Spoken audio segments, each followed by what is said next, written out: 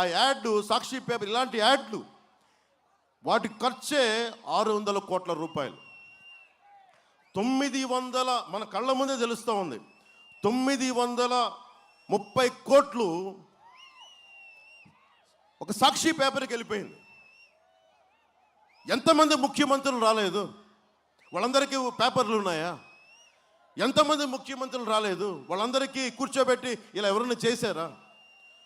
ఒక దళిత నాయకుడైన ముఖ్యమంత్రి జై భీమ్ జై భీమ్ జై భీమ్ అని అనుకునే ఒక దళిత కులాలకి చెందిన మనకి దామోదరం సంజీవ్ గారికి పేపర్ లేవే.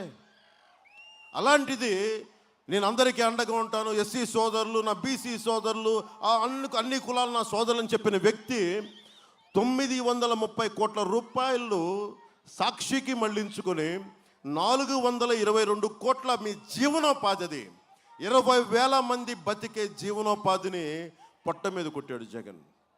మీరు ఆలోచించాలి ఈ మాట.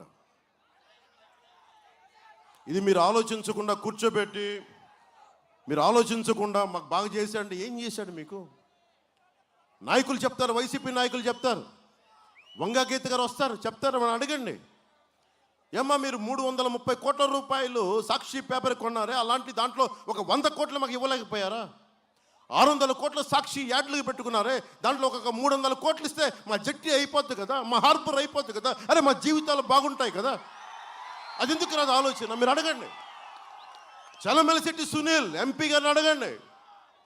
రాత్రులు వచ్చి వెళ్ళడం కాదు, పగలొచ్చి దమ్మగా ధైర్యంగా ఓట్లు అడగమని చెప్పండి. ఓట్లు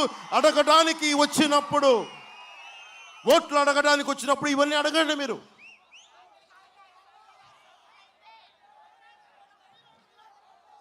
ఇంతమంది యువతున్నారు. డిఎస్సి నోటిఫికేషన్ ఇది ముఖ్యంగా మన కొత్తపల్లి ఉప్పాడ మండలంలో నాగులపల్లి గ్రామం గురువుల గ్రామం ఉంటుంది. నేను ఏమన్నది గురువుల గ్రామం అని.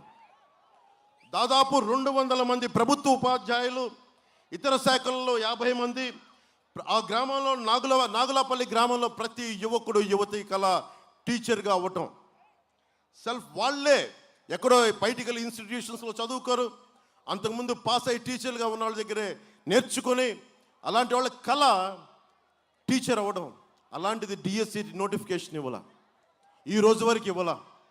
నేను ఒకటే మాట ఇస్తున్నాను, చంద్రబాబు గారు కూడా ఇదే చెప్పారు, నేను ఇదే చెప్తున్నా. మేము రాగానే మెగా డిఎస్సి నోటిఫికేషన్ రిలీజ్ చేస్తాం. మొట్టమొదటి చేయబోయేది అదే.